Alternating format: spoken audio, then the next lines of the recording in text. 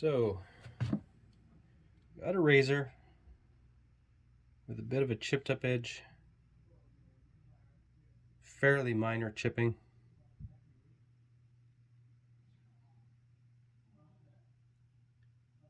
Rather than honing, just standard honing, which does take quite a while to hone out on a wedge, this tiny little chip here.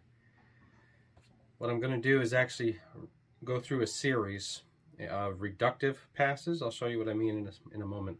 Starting with the spine off the stone. Before you get all up in a tizzy about that, let me explain. I start off setting a high bevel with the spine off the stone, and then I will do reductive passes with 4 or 5 layers of tape on the spine.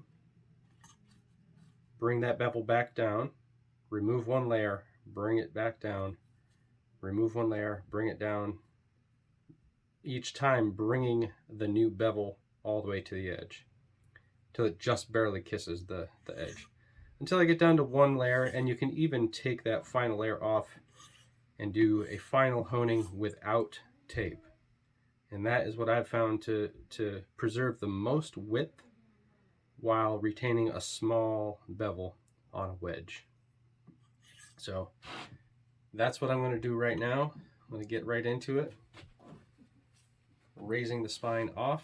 I do have a piece of tape on here just to protect the spine from any incidental knocking on the stone that I've got. It's a DMT, diamond stone. So I'm going to go ahead, before I put more layers of tape on, I'm going to raise it up. And just doing some bit of rolling strokes, a rolling lap kind of a stroke. It's not a rolling X stroke, but kind of half X's. I call lapping.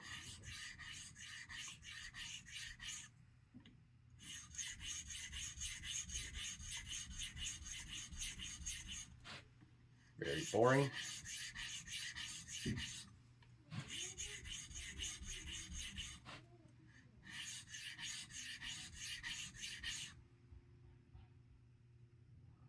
See, I'm almost there already. Probably halfway there. And I'm actually putting a little bit of pressure on this to try to grind that down. And then I reduce the pressure once I get close, and I'm just kissing it at that point once I reduce the pressure. But on my initial grinding, trying to grind a chip out, I'm not afraid to use a bit of pressure. Moderate pressure. And on this DMT, I'm just using glass cleaner, Windex, as a lubricant. Also helps carry swarf away off of the blade as you're doing the strokes. It's very close.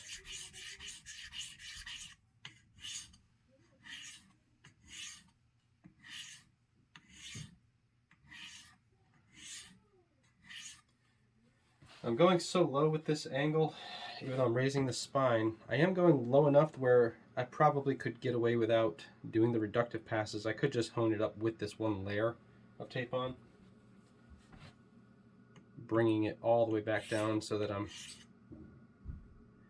taking off the cheeks that are just above the bevel. Basically, it forms a new bevel, and it's just a microscopic adjustment to the bevel. So it keeps the bevel from getting overly large when you're trying to grind out a chip in a wedge blade. I hope that my explanations are making sense. And yes, this is a tried and true method.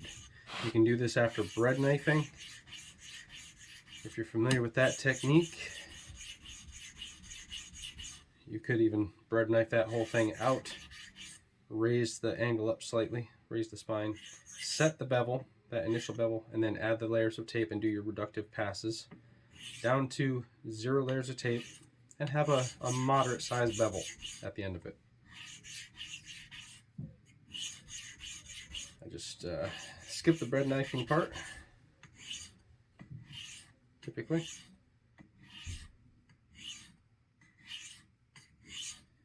And go right into setting a very wide angle bevel by raising the spine.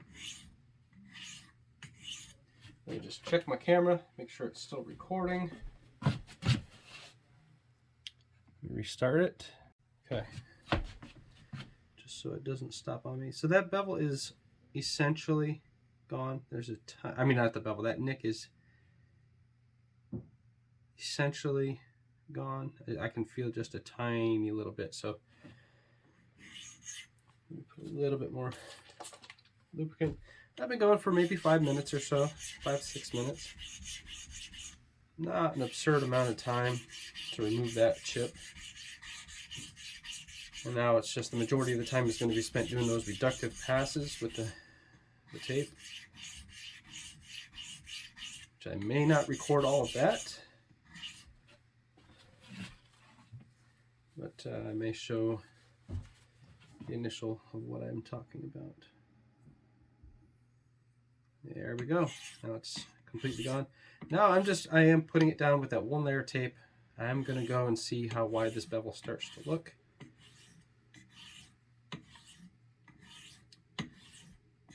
And what I do find helpful,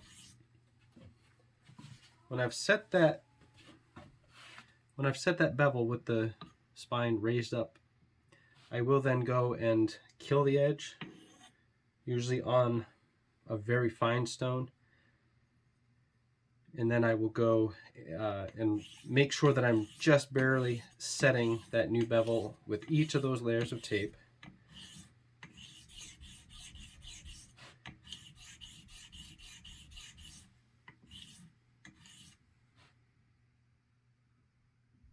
By checking that way. So it's not quite formed yet doing this. So I may go ahead and do the multiple layers.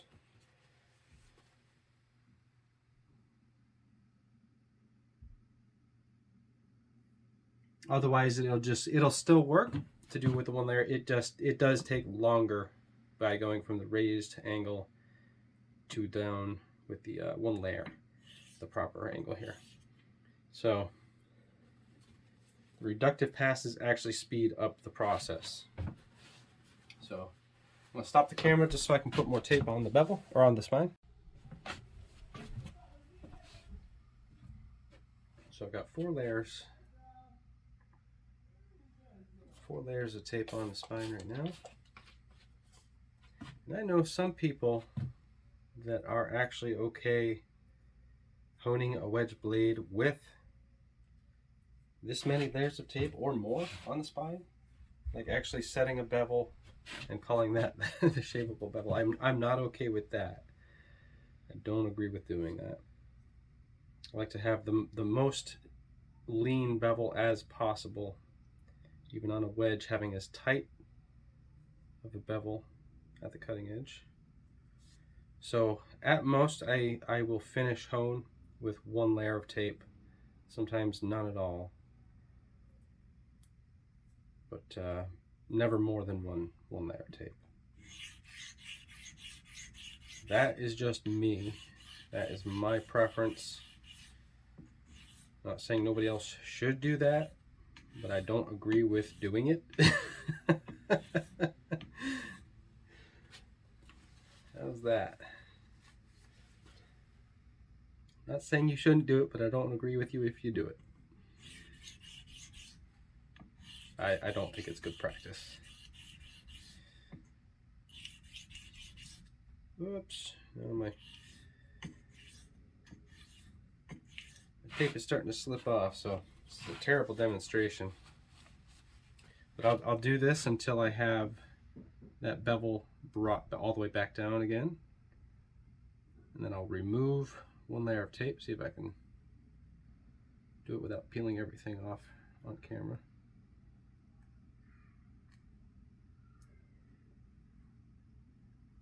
Probably not. Come on now.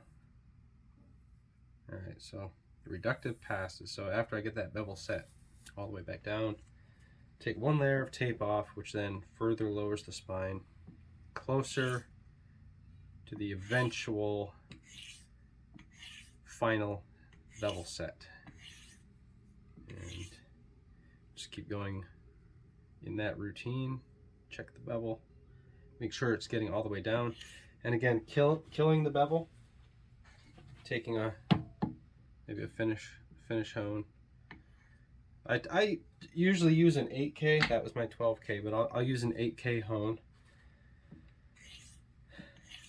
just to barely kill the edge, so that then I can lightly set the bevel again with that you know, however many layers of tape, and check it, making sure that I'm just getting down to where I'm kissing the very cutting edge, setting that bevel again. Do that, then remove the one more layer, get down to where I have just one layer of tape on, and do my final bevel set. And then determine if I'm going to remove that last layer and hone without tape or call it good.